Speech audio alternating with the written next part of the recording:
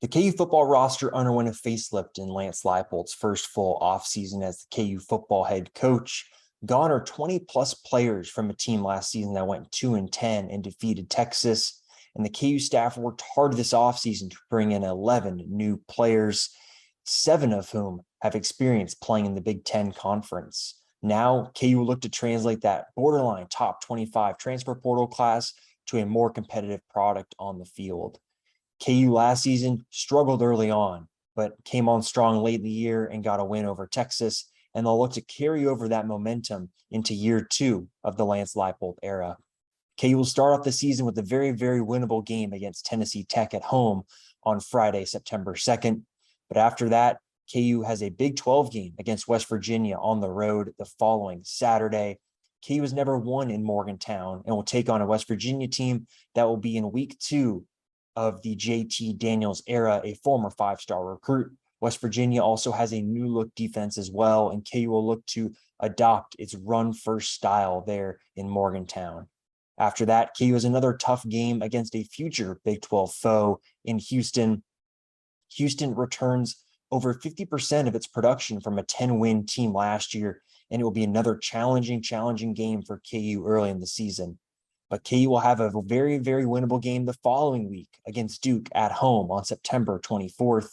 I expect KU to start the season 2-2.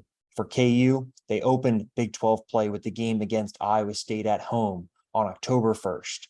The Cyclones have had the Jayhawks' number in recent years and have won the last 2 games in blowout fashion. But after that comes TCU. The Horned Frogs will come to Lawrence, and it'll be a game that KU could potentially win. But the Horned Frogs in year 1 of the Sonny Dykes era have a bit of a new look team as well. They have a top 3 transfer portal class in the Big 12 and will bring a most likely high-powered offense to Lawrence.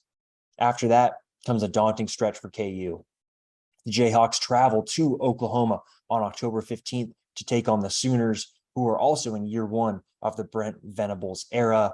That's a likely loss for KU. And the following week comes another tough road game against Baylor. And that's going to be another loss, most likely for the Jayhawks. But after that comes a break. KU will get its bye week before it takes on Oklahoma State at home. And that's another game that I have circled as a potential win for the Jayhawks, but nothing is close to certain for this team in the Big 12 this year. Oklahoma State still has Spencer Sanders, but will also have a new look defense after that veteran-laden team that went to the Big 12 title game last year moved on. And then after that, KU will travel to Texas Tech on November 12th. That's another game that I've circled as a potential win for the Jayhawks. But then after that comes a bit of a revenge game for the opposition. Texas will come to Lawrence and look to avenge last year's embarrassing defeat to the hands of Kansas. That game will take place on November 19th and is the penultimate game for KU this season. And finally, KU will end the year with the Sunflower Showdown. If KU showed us anything last year in year 1 of the Lance Leipold era, they finished seasons strong. They were competitive in the final few weeks of last season, and there's reason to believe that KU over the course of this season will continue to improve, which will make the final game of the season a big one for the Jayhawks. Can they get the win over Kansas State? That would not only give KU recruiting momentum in the state, but also end the season on a high note. Caesars Sportsbook has KU's over-under win total at 2.5.